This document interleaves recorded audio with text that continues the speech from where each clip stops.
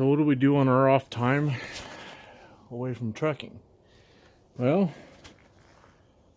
I'm going to be pulling out an engine that we were going to put in this car, which is a 79 Caprice. We bought it originally as a parts car for the car that's in there, but we can only use the inner fender. Luckily for us, we were able to find an inner fender for this car to put back together. So we also had to find seats, so we've got a rear seat in there now. That way the turd can ride in the car. And then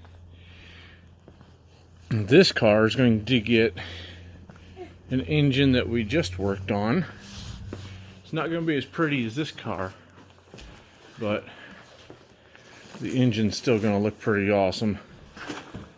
A little bit of chrome, not a ton like on the other engine. We're going to put this in that car out there. So, as you can tell, the kid is already wanting to go for a ride. So, I just removed this because, you know, it's easier just to get it out of the way in case I do need to access anything in here.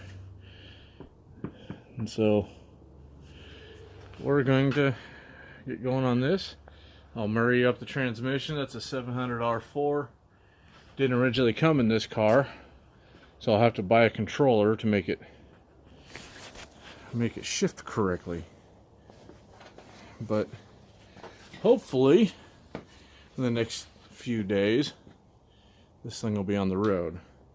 Works pretty slow, so we're trying to put stuff together with what parts we already have, and what we don't already have it's probably just going to have to wait. So no guarantees the car's going to be up and running anytime soon, but that's what we're shooting for, because he's desperate to take Woody for a ride.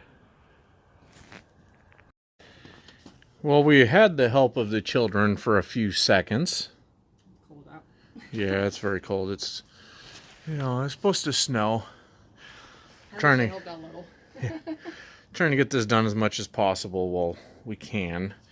I need another bolt for the engine because this one's not right. That's the correct one. And then we've got the bolts to the torque converter we still have to do, and I want to do that while it's lifted in the air. And since it's supposed to be really crappy, I'm thinking we find a little hidey hole for this stuff for the evening, and probably move my smoker back and maybe move the motorcycle out so we can get the tools under cover. Poor damn motorcycle. That thing is just never gonna be happy. So the engine I'm just gonna leave right there covered up, but I gotta find something to hold it up.